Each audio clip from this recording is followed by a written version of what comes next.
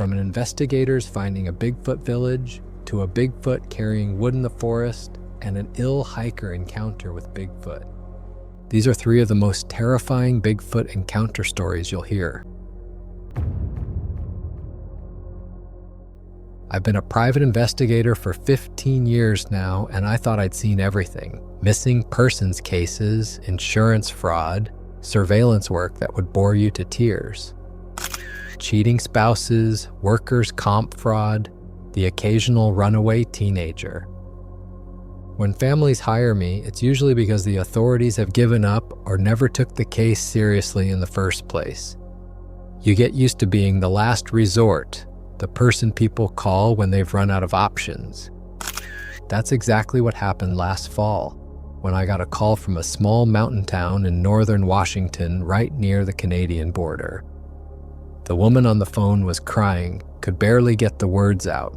Her brother had been the most recent victim in a string of disappearances that had the whole town on edge.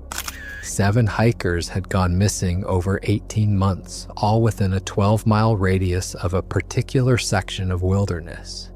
7 experienced hikers, not tourists, who wandered off the trail in flip-flops carrying nothing but a water bottle and their cell phone. These were people who knew what they were doing. Seasoned backpackers with proper gear, emergency beacons, the works. The local rangers and police claimed they investigated, blamed it on animal attacks, said the bodies were probably dragged off by scavengers and would never be recovered. Standard responses when they don't want to keep looking. But the families weren't buying it. Something about the official explanation didn't sit right with any of them.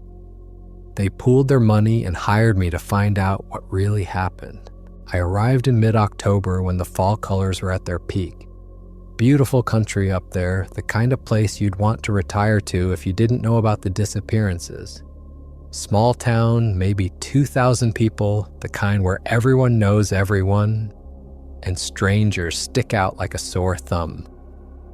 I checked into the only motel in town and immediately went to meet with the families. They gathered in the community center, about 15 people total representing the 7 victims. I spread out all the missing persons reports on a table and we went through them one by one. The pattern was unsettling. Every single victim disappeared during daylight hours, between 10 in the morning and 4 in the afternoon. No distress calls, no emergency beacon activations. Search parties found nothing at the scenes. No blood, no torn clothing, no signs of struggle or distress. The hikers were just gone, like they'd been plucked off the face of the earth. What really struck me was the variety of experience levels. You had everything from a former military survival instructor to a couple celebrating their 30th wedding anniversary. Different ages, different backgrounds, different fitness levels. The only common denominator was that they all went missing in roughly the same area, this 12-mile radius of particularly dense old-growth forest. The next morning, I went to meet with the local rangers and police. That's when I got my first hint that something was seriously off. The rangers were dismissive from the moment I walked in. You could tell they were annoyed I was there, poking around in their territory, asking questions they'd already answered a dozen times. The lead ranger gave me this spiel about how dangerous the wilderness was, how even experienced hikers could get into trouble, how scavengers made it nearly impossible to recover remains. But one older ranger, must have been in his 60s, hung back after the meeting. He pulled me aside in the parking lot, looked around to make sure no one was watching, and said 5 words that stuck with me. Some places you just don't go. I asked him what he meant, where specifically he was talking about. He just shook his head, wouldn't elaborate, started to walk away, then turned back and added, "You seem like a decent guy. Be careful up there." Then he left. I spent the next 2 days preparing for a 5-day solo expedition into the area where the last victim disappeared. Made a list of everything I'd need.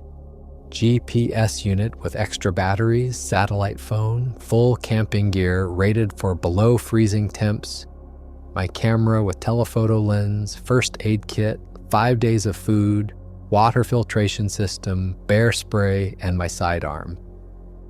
I'm not much of a gun person, never liked them really, but if there were aggressive animals out there responsible for these disappearances, I wanted something more substantial than bear spray.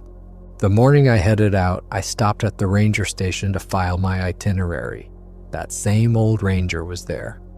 Didn't say a word, just gave me this look like he was memorizing my face, like he was already preparing himself for the possibility that I wouldn't be coming back. It was unsettling as hell, but I'd committed to this. The families were counting on me. The trailhead was about 40 minutes outside town, up a winding Forest Service road that got progressively rougher as you climbed in elevation. I parked at the end of the road where the official trail began. There were 2 other vehicles there, which gave me some comfort. At least I wasn't the only person crazy enough to be hiking in this area. Though part of me wondered if those vehicles belonged to people who'd ever made it back out. The first day seemed normal enough. Beautiful wilderness, dense forest of Douglas fir and western red cedar, some of these trees easily 300 years old. The terrain was challenging, but nothing I couldn't handle. Steep climbs, some scrambling over fallen logs, creek crossings on slippery rocks, standard Pacific Northwest wilderness hiking. I was following the trail the last victim had supposedly taken, checking my GPS every 15 minutes to mark my progress. Around 3 in the afternoon, I reached the spot where the search parties had found the last victim's backpack. It had been sitting on a boulder beside the trail, all the contents neatly arranged around it. Food, water bottles, tent, sleeping bag, everything. Like the person had just decided to abandon all their gear and walk off into the woods in the middle of a hike. Made 0 sense. I set up my camp about 100 yards from that spot, hoping to find something the search parties missed. That first night was when things started feeling wrong. I'm used to camping alone, been doing it for years. You get accustomed to the normal sounds of the forest at night. Owls, small mammals moving through the undergrowth, wind in the trees, maybe a distant coyote. But this was different. The forest was unnaturally quiet, dead silent, no birds, no insects, nothing. Just this oppressive silence that made my ears ring. I sat by my fire, making notes in my journal, trying to ignore the growing sense of unease. Around midnight, I heard something. Just one sound, maybe 100 yards away. A low grunt, deep and guttural, not like any animal I'd heard before. I grabbed my flashlight and scanned the tree line, but saw nothing. Told myself it was probably just an elk or a bear, though I didn't really believe it. Eventually, exhaustion won out and I fell asleep, but it wasn't restful. Day 2 is when I started noticing the odd details. I spent the morning searching in wider and wider circles around where the backpack had been found, looking for any clues. That's when I saw the first tree with the scratch marks, deep gouges in the bark, 5 parallel lines like someone had dragged their fingers down the trunk. But these marks were 8 feet off the ground, way too high for a bear standing on its hind legs. And they were fresh, the wood underneath still light-colored. I found more as I widened my search, trees with similar marks at similar heights, all within a quarter-mile radius of where the backpack had been found. Then I noticed the rocks, cairns basically, but arranged in patterns that seemed deliberate. Not the kind of markers hikers leave on trails. These were placed in specific locations, almost like they were pointing towards something deeper in the forest, away from the official trail. Later that afternoon, I followed one of these marker trails and came across the deer carcass. It was hanging in a tree, about 12 feet off the ground, suspended from a branch by what looked like a vine wrapped around its hind legs. But the way it had been killed made my blood run cold. The deer hadn't been torn apart by a predator. There were no claw marks, no sign of a violent struggle. Instead, it looked like something had killed it cleanly, almost surgically, then drained all the blood. The carcass was completely pale, desiccated. I took photos of everything, the scratch marks, the rock formations, the deer carcass, built my case file systematically the way I'd been trained. But my hands were shaking as I worked. Something about all of this felt deeply wrong, not like animal behavior. This felt planned, intelligent, purposeful. That second night was worse than the first. I couldn't shake the feeling that I was being watched. I'd be sitting by my fire and suddenly feel this intense awareness, like someone was staring at the back of my head. I'd spin around with my flashlight, scanning the darkness, but there was never anything there. Just trees and shadows and that oppressive silence. Around 2 a.m, I woke up to the sound of footsteps circling my tent. Heavy, deliberate footsteps, two-legged from the rhythm of it. I lay there frozen, barely breathing, listening to whatever it was walk around and around my camp. It would stop occasionally, and I could hear this sound like deep breathing or sniffing, like something was trying to figure out what I was. After what felt like hours but was probably only 10 minutes, the footsteps retreated back into the forest. I didn't sleep the rest of the night. By day 3, I was seriously considering packing up and heading back. The smart part of my brain was screaming at me to get out, that I was in over my head. But I'd taken money from those grieving families. I'd looked them in the eyes and promised to find answers. I couldn't go back empty-handed after 2 days of weird signs and unsettling noises. I had to push deeper, had to find something concrete. On the 3rd day, I made the decision to go off trail entirely. The official paths weren't giving me any answers, and I had this gut feeling that whatever happened to those hikers, it happened off the beaten track. I started following some of the deer paths that crisscrossed through the densest parts of the forest. These were narrow, winding trails that animals had worn through the undergrowth over years, probably decades. About 2 miles off the main trail, I found the area where the vegetation was trampled in patterns. At first, I thought it might be elk. They'll create paths through the forest when they migrate. But the more I looked, the less sense it made. The paths were too deliberate, too consistent, and they were all heading in the same direction, uphill toward the really dense old growth. Then I saw my first clear footprint. It was in a muddy patch near a small stream, preserved perfectly in the soft earth. I've seen black bear prints, grizzly bear prints, elk prints, mountain lion prints. This was none of those. It was humanoid but massive. I knelt down next to it with my hand for scale and took a photo. My hand looked like a child's hand next to this print. Had to be 18, maybe even 20 inches long. 5 toes clearly defined, a heel impression, an arch. I followed that stream for about 100 yards and found more prints. Multiple sets now, different sizes. Some were huge, like the first one I'd found. Others were smaller, maybe 14 or 15 inches, adults and juveniles if I had to guess. All the tracks were heading in the same direction, following the natural contours of the land uphill. Every rational part of my brain was telling me to turn back. This was beyond my expertise, beyond my pay grade. But those families' faces kept flashing through my mind. The woman who'd initially called me, crying about her brother. The elderly couple who'd lost their son. The young woman whose fiancé had vanished 3 months before their wedding. I had to know what happened to them. I had to bring them answers, even if those answers were terrifying. I followed the tracks uphill.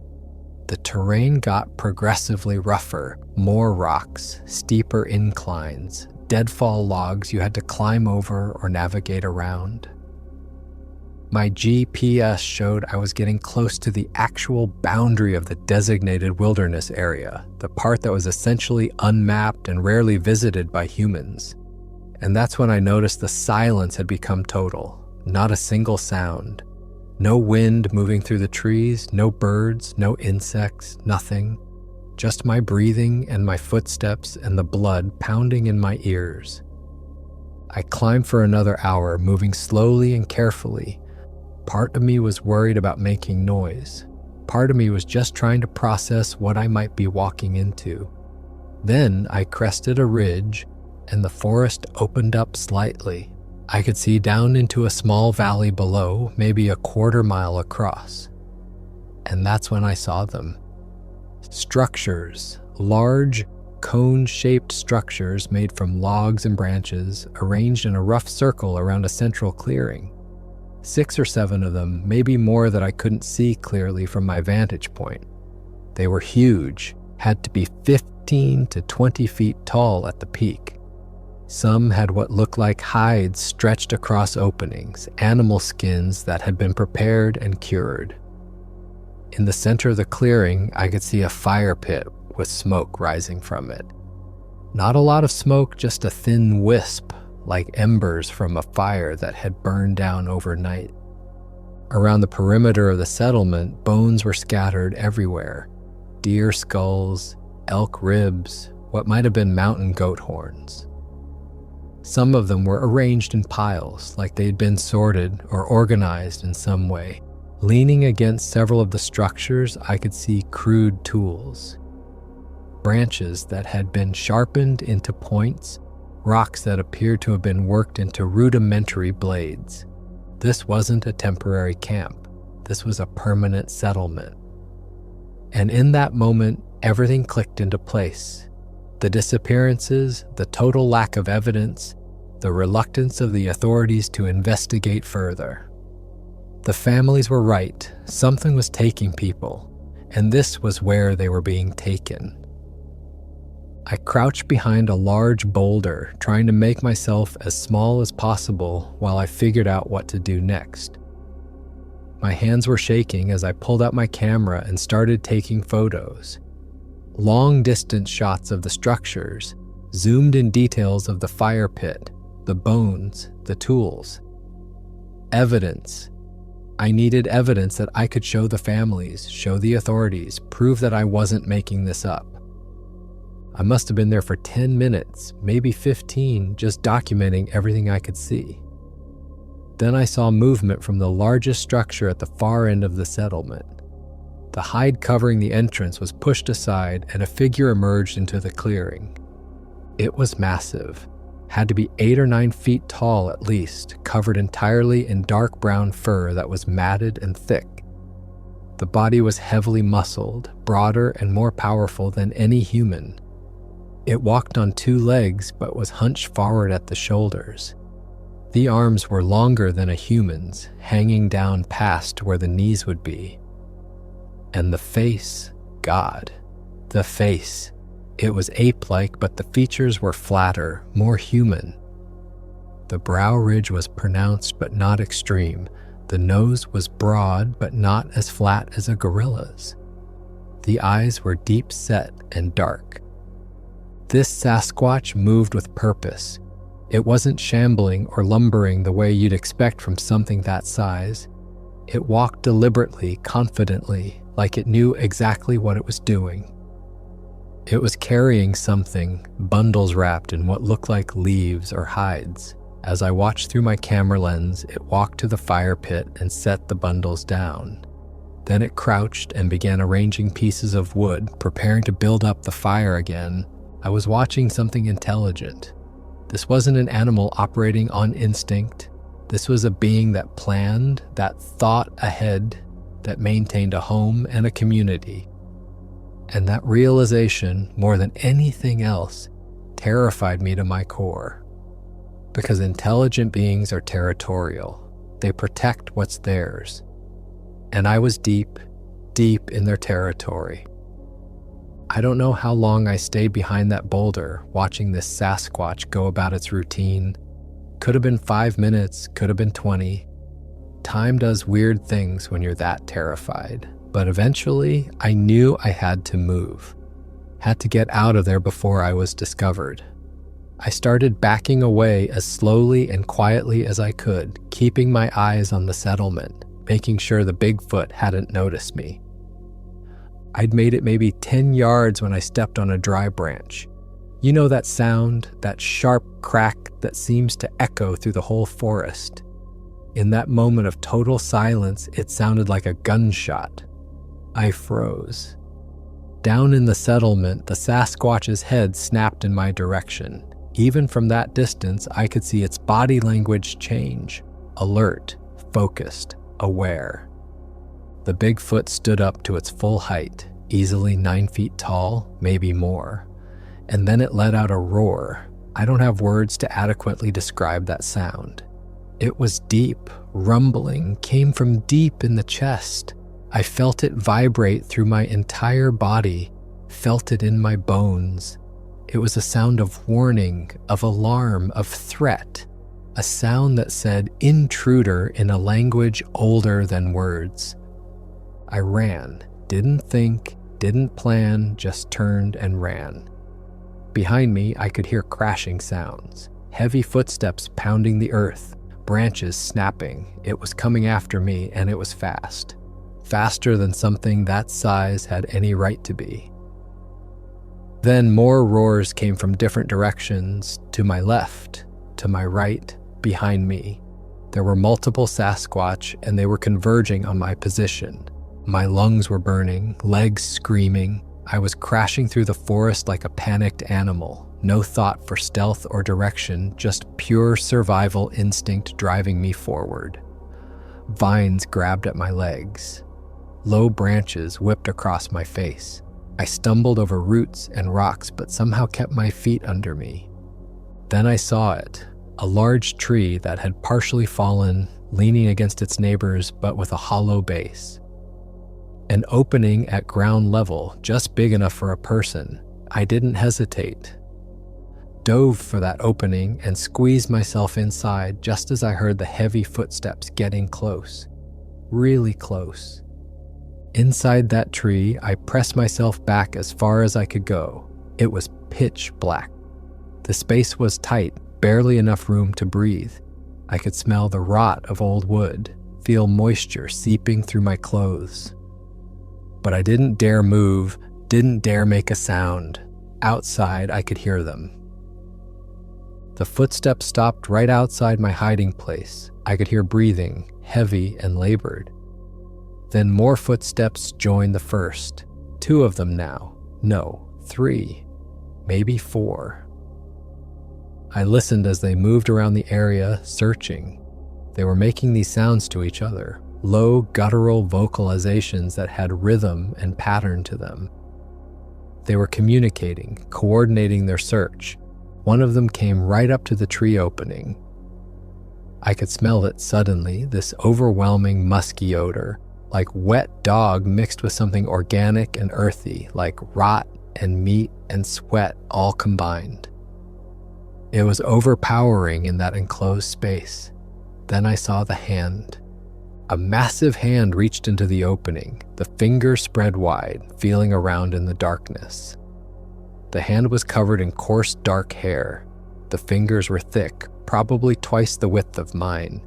The nails were long and thick, yellowed and cracked. I pressed myself flat against the back wall of the hollow, making myself as small as possible, barely breathing.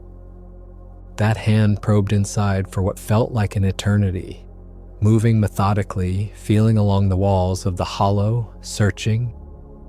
It came within inches of my leg. I could see it in the dim light filtering through the opening. Could have reached out and touched it if I'd wanted to. The Sasquatch was making a sound now, a kind of huffing or sniffing, like it knew I was in there somewhere but couldn't quite pinpoint my location. Finally, after what must have been 5 or 10 minutes but felt like hours, the hand withdrew. I heard the Bigfoot move away from the opening, but the sounds outside continued. They were still searching the area, still moving around. Occasionally one would let out a vocalization and another would answer. They were systematic about it, thorough. These weren't dumb animals. They knew I was hiding somewhere close and they were determined to find me. I stayed in that tree for hours, lost all track of time. My body was cramping from being in such a confined position, muscles screaming for me to move, to stretch. But I didn't dare. Even after the sounds outside faded, I stayed put. Because I knew they could still be out there, waiting, watching, testing my patience. It wasn't until I started hearing birds again that I knew it was safe. Not just one or two birds, but the normal symphony of forest sounds. Chickadees, nuthatches, crows in the distance. The insects started up again, that background hum of life that you don't really notice until it's gone. The forest was coming back to life, which meant the Sasquatch had moved on.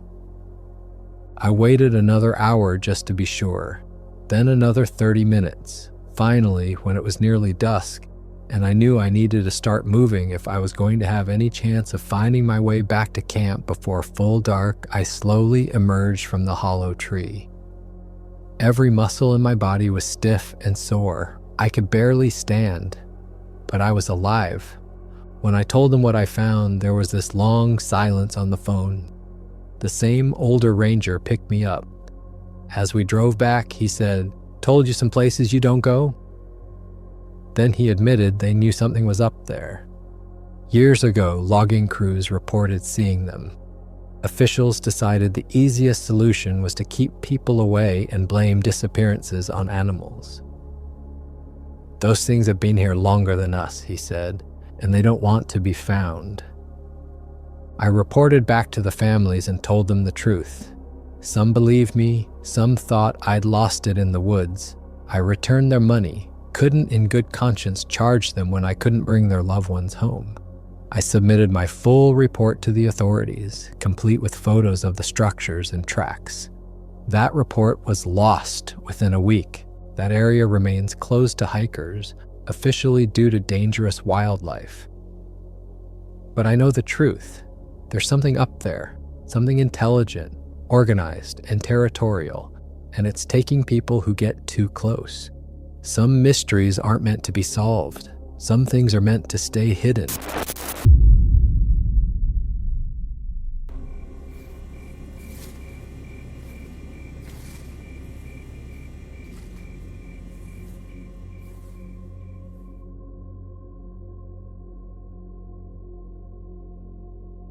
I've been hunting the same area of northern Montana for 15 years.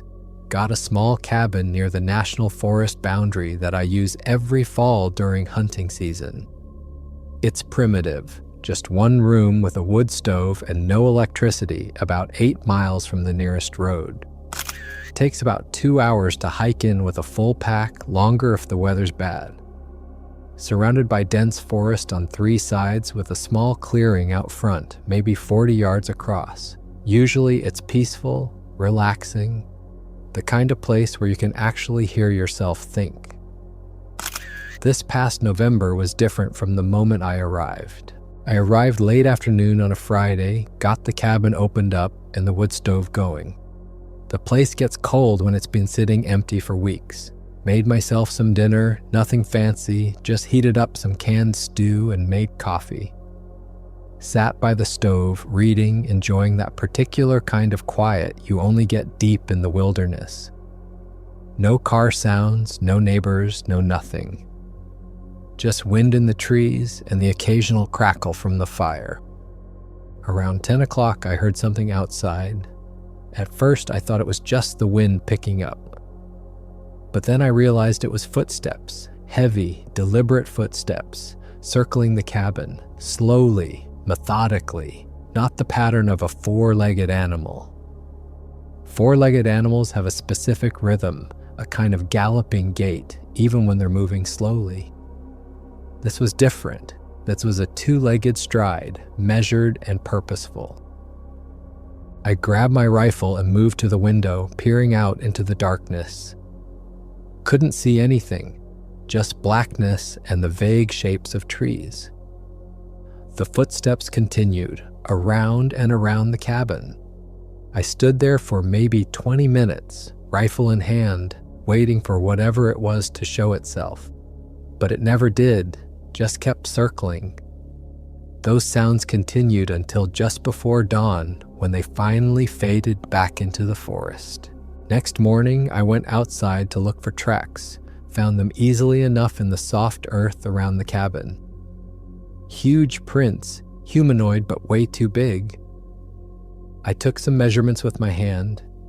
These prints were easily twice the size of my boot, which is a size 12. Deep impressions too, like whatever made them was incredibly heavy. I told myself it had to be a bear. Maybe a really big grizzly that had learned to walk upright for longer distances. It was the only explanation that made sense. Next few days, I stuck to my routine, hunted during daylight, always made sure to be back at the cabin well before dusk. I saw normal wildlife, a small herd of elk, several white-tailed deer, even spotted a grizzly in the distance. But I kept noticing odd things in the woods around the cabin. Broken branches at unusual heights, 8 or 9 feet up, large scratches on trees, deep gouges in the bark, massive footprints in the muddy areas near the creek that ran about 100 yards from the cabin. Each night, the sounds returned like clockwork, the footsteps circling the cabin, and then there were the dragging noises, like heavy logs or branches being pulled across the ground. The sound would start around 9 or 10 at night, always from the same direction, northwest of the cabin, deeper into the forest. I'd hear the dragging, then footsteps, then more dragging, over and over, hour after hour, until dawn. By the 5th night, I couldn't take it anymore. I had to see what was making these sounds. If it was a bear, even a really smart bear that had figured out how to walk upright, I needed to know. Because if it was a bear, eventually it might try to get inside the cabin. And that would be bad news for both of us. I made my plan. I'd wait until I heard the sound start, then I'd quietly climb onto the cabin roof using the ladder on the backside. From up there, I'd have a clear view of the clearing and the forest edge. I brought my binoculars, my flashlight, and my rifle. Positioned myself on the peak of the roof where I had the best vantage point. The moon was nearly full that night, maybe 3/4. Good visibility.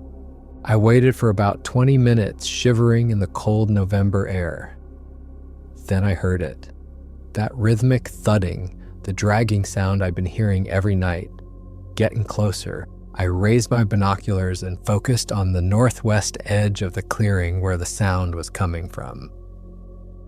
From the tree line, a figure emerged into the moonlight, my breath caught in my throat. This thing was massive, easily 8 feet tall, covered in dark fur that looked almost black in the night. It walked on 2 legs, slightly hunched at the shoulders, and it was carrying something, a huge log. A tree trunk at least 15 feet long and probably a foot in diameter. This Bigfoot had the log balanced on one shoulder, carrying it the way you or I might carry a fishing rod. The Sasquatch walked with purpose across the clearing, moving smoothly and deliberately. Despite the size and weight of the log it was carrying, it didn't stumble or struggle. Just walked straight across, maybe 50 yards from the cabin, and then disappeared back into the forest on the northwest side. The whole sighting lasted maybe 30 seconds, but I sat frozen on that roof, trying to process what I'd just seen. My mind kept trying to rationalize it. Maybe it was a person in a costume? But who would do that way out here, in the middle of nowhere, miles from the nearest road? And they'd have to be incredibly strong to carry a log that size. And why would anyone do that at night, every single night? None of it made any sense, unless it really was what it looked like. A Bigfoot. The next night, I climbed back up on the roof. I had to see if it would return. Sure enough, around the same time, I heard those sounds again, the dragging, the footsteps. And there it was. The same massive figure emerging from the tree line. This time it was carrying armfuls of branches, not just a few branches, but huge bundles of them. It made multiple trips back and forth while I watched. 3 trips that night, always following the same path across the clearing. By the 8th night, the Bigfoot brought larger logs, really substantial pieces of timber. The Sasquatch seemed to be on a schedule, a routine that it followed religiously. Always came around the same time, always headed northwest, always followed the exact same path through the clearing. After a week of watching this pattern repeat itself night after night, curiosity finally overcame my fear. Whatever this thing was, wherever it was going, it was building something, some kind of structure, and I had to know what. The next night, I watched from the roof as the Sasquatch passed through the clearing with another load of materials. As soon as it disappeared into the northwest tree line, I climbed down and waited 10 minutes before quietly following. Kept a distance of about 100 yards, far enough that hopefully it wouldn't hear me. I used the moonlight to navigate, didn't risk turning on my flashlight. As I followed deeper into the forest, I started seeing other signs, marks on trees, deliberate scratches and patterns, trees with bark stripped at 8 or 9 foot height, collections of rocks arranged in cairns. These were territorial markers, signs of intelligence and planning. I stopped at a small stream to get my bearings. That's when I shined my flashlight briefly at the ground near the water. Multiple sets of footprints, different sizes, some huge, some slightly smaller. Fresh prints and old prints layered on top of each other. The realization hit me with growing dread. This wasn't a solo Bigfoot. This was a group, maybe a family. The tracks crossed the stream and continued up a steep hillside. I stood there weighing my options. Every instinct was screaming danger. These things were intelligent, territorial, communal. If I continued and they discovered me, there'd be no escape.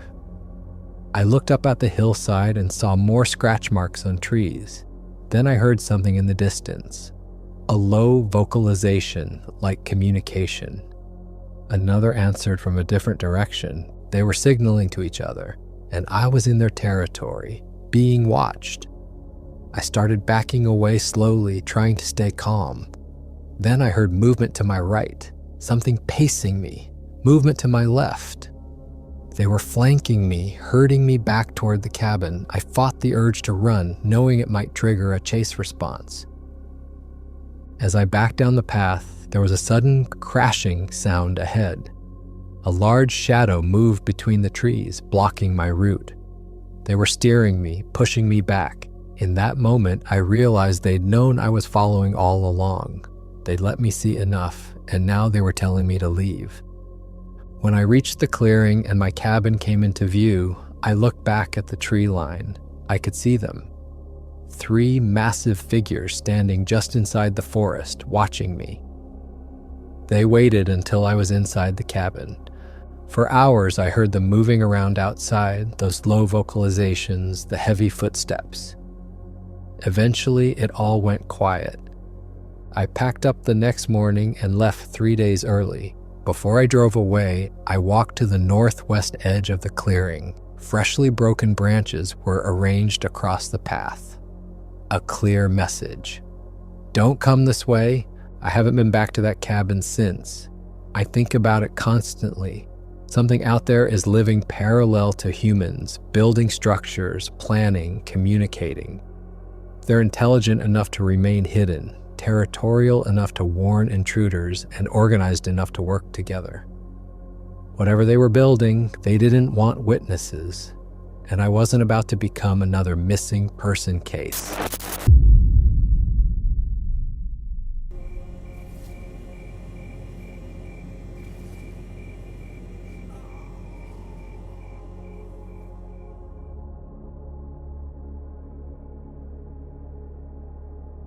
I never believed in Bigfoot, thought it was all hoaxes and blurry photos, wishful thinking from people who spent too much time in the woods. What happened to me last September changed everything, not just my beliefs about what might exist out there, but my understanding of my own body. This is going to sound crazy, but a Sasquatch saved my life. And in the process, I finally got a diagnosis that explained why I'd struggled my entire life. I'd always gotten tired easily during physical activity. Blamed it on being out of shape, not exercising enough. My friends could hike for hours while I'd be exhausted after an hour. I decided to push myself, get in better shape, chose a popular trail in the Oregon Cascades, well marked with moderate difficulty. Went on a weekday thinking fewer people would mean I could go at my own pace.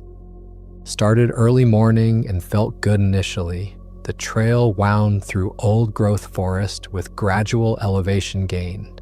First few miles were fine, but around mile 4, I started feeling unusually tired. Told myself to just push through. My legs felt heavy, like I had weights attached to my ankles. Breathing became more labored than normal exertion would cause. By mile 7, the halfway point, something was seriously wrong. My legs were trembling with each step, vision getting slightly blurry. Breathing required conscious effort. I thought maybe it was altitude sickness, though I wasn't that high up. Sat down to rest, ate some snacks, drank water, felt a bit better, and decided to head back. But when I got up to walk, my legs nearly gave out immediately. I made it maybe a quarter mile before I had to stop again. This time, the symptoms were worse. My chest felt tight, breathing shallow. Throat muscles felt weak, trouble swallowing water. Arms heavy, could barely lift them, eyelids drooping. This wasn't just fatigue. Something was very wrong. I tried calling for help, but there was no cell service. The trail was empty. I hadn't seen another hiker in over an hour. I attempted to continue walking, managed another 100 yards before collapsing against a tree. Breathing became my only focus. Each breath required intense concentration. Felt like breathing through a straw. Panic started setting in, which made the breathing worse. I tried to remember first aid training, tried to stay calm, but my body wasn't responding to commands anymore. Couldn't stand, couldn't call out loud enough for anyone to hear. As I sat there struggling, a moment of clarity came. This wasn't lack of fitness. I dealt with fatigue my whole life. Doctors always said I was healthy, just needed to exercise more. But this felt like my body was shutting down. The sun was getting lower, shadows lengthening, temperature dropping. I was still several miles from the trailhead. Even if I could walk, I wouldn't make it before dark. I thought about the wildlife out here. Bears, mountain lions. In my condition, I was completely defenseless. I heard howling in the distance, coyotes or wolves. I tried to drag myself behind a larger tree, but could barely move. I managed to pull myself maybe 10 feet before my body gave out completely. I laid on the forest floor, focusing entirely on breathing. In and out, in and out. Each breath felt like it might be the last. I started crying from frustration, fear, anger at my body for betraying me like this. This wasn't how it was supposed to end. Then I heard rustling in the bushes nearby. Deliberate footsteps, heavy, two-legged, not a deer or bear. A shadow fell over me. I forced my eyes open and looked up. A massive figure stood above me, at least 8 feet tall, covered in reddish-brown fur. The face was a mix of ape and human features. Dark, intelligent eyes looking down at me, a BIGFOOT. Terror flooded through me. My breathing got worse, but the Sasquatch just tilted its head, studying me. It took a step closer and crouched down. It was examining me the way a human would examine an injured animal. I could smell it, musky and earthy, but not unpleasant. The BIGFOOT reached out slowly. I flinched but couldn't move away. Its large, gentle hand touched my chest. I felt warmth through my shirt. It seemed to be assessing my breathing. It made soft grunting sounds. After several minutes of this examination, the BIGFOOT sat down beside me. just sat there watching me, making occasional soft vocalizations, not threatening sounds, almost comforting. My panic began to subside. If this thing wanted to hurt me, it would have done so already. I focused on my breathing, on staying alive. The Sasquatch remained still, patient. Time passed, 10 minutes, 20, maybe more. It just sat there, keeping watch over me. I managed to calm my breathing somewhat and tried to sit up to show the Bigfoot I was okay. Could barely lift my torso a few inches before collapsing back. The Sasquatch made a concerned sound and gently pushed me back down with one hand, like it was telling me to rest, don't try to move. I laid there, accepting the situation. At least I wasn't alone. At least something was with me. More time passed. It was getting darker, temperature dropping noticeably. I started shivering as my body got cold. I tried one more time to get up. Made it to a sitting position through sheer will. Vision swam, breathing labored again. Attempted to stand. My legs completely gave out. Started falling sideways. The Bigfoot caught me. In one smooth motion, it stood and lifted me. Cradled me like a parent carrying a child. Its arms were massive, but surprisingly gentle, holding me securely against its chest. I could hear its heartbeat, slow and steady. The Sasquatch started walking. Its stride was long, but smooth, not jarring. I focused on just breathing. Too weak to be afraid anymore, too exhausted to question what was happening. The Bigfoot moved through the forest with purpose. It seemed to know exactly where to go. Occasionally, it would adjust its grip to keep me comfortable. Made those soft vocalizations like reassuring sounds. I drifted in and out of awareness. Each time I opened my eyes, I saw treetops passing by overhead. Felt the steady rhythm of the Sasquatch's walking. Despite the impossibility of the situation, I felt this strange sense of safety. After what might have been 30 minutes or 2 hours, the sounds changed.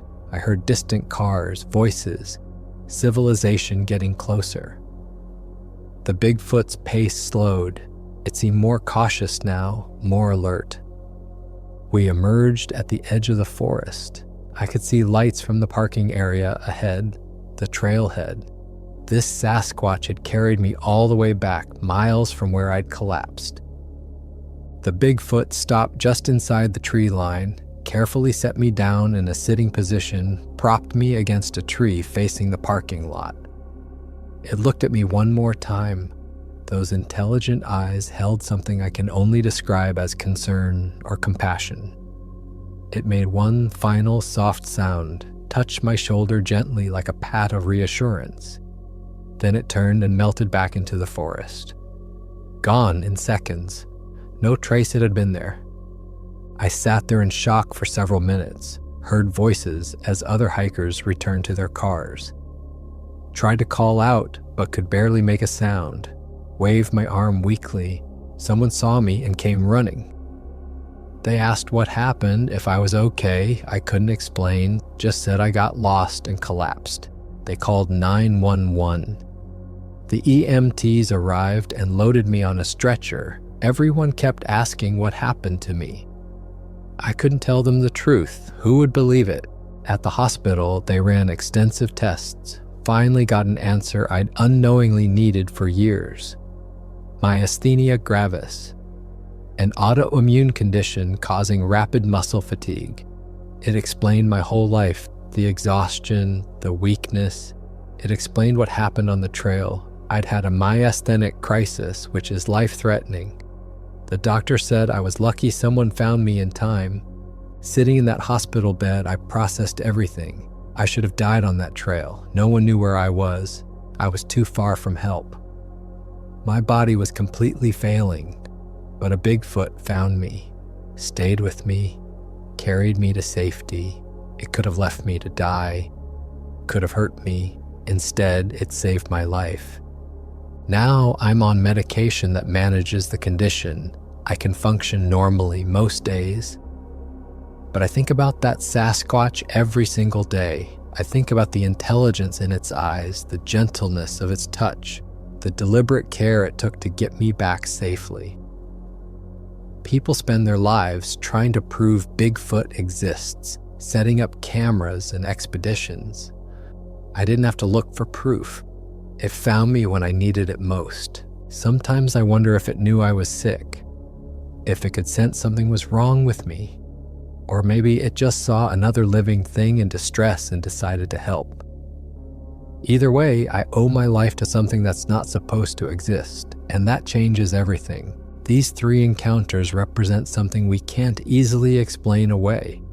A private investigator who found physical evidence of a Sasquatch settlement, a hunter who watched them build something over multiple nights, who felt their intelligence and organization firsthand, someone who owes their life to one of these beings.